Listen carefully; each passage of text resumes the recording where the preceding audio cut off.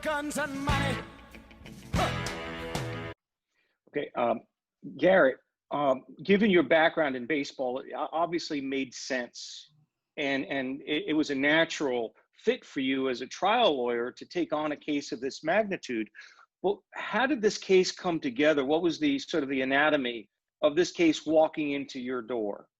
Yeah, so in many ways, I think this case was ripe to be brought because this is something that the players will talk about, at various points, whether you're riding on the bus late at night or sometimes even while you're standing around the outfield during batting practice, you'll talk about, you know what, I probably work 60, 70 hours a week. And when you do the math, I'm probably making $4 an hour. I'm being paid below minimum wage. And so, guys are thinking about this. And so, eventually some guys wanted to challenge it. And the named plaintiff, who is the first named plaintiff on the case, Aaron Sene, he's a fellow University of Missouri guy. And, after we initially brought it, which was all the way back early 2014, many other players joined on. And we quickly grew the case to where we had named plaintiffs for every major league team.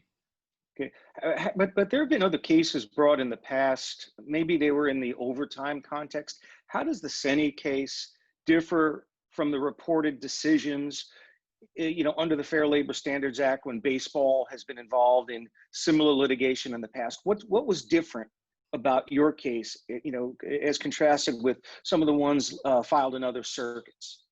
Yes, so when you look at the history of the Fair Labor Standards Act and its application to baseball, there's only been a couple of cases. And one actually, I mentioned Bat Boy earlier, one actually involved a Bat Boy.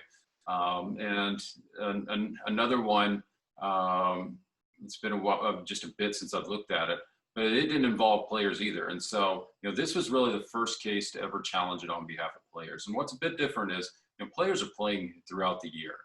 And they're very often nowadays, using spring training sites throughout the year. Almost any given time that you go down to a spring training site, you will find players at that spring training site now.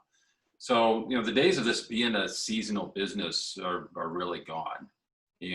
This is not, Stan Musial's baseball, of the 1950s. The game has changed immensely. This is a year-round endeavor at this point. And so, we think we're on really good footing with the Fair Labor Standards Act, or at least we were on really good footing until, I'm sure we'll talk about this at some point, until the Congress passed the Save America's Pastime Act. But the good thing is we're not just using the federal law, we're also using some state laws too. And many of those state laws don't recognize all the exemptions that the federal law has. And so, we're really looking forward to litigating the rest of the case and pushing this along and hopefully bringing forth some real meaningful relief for these players.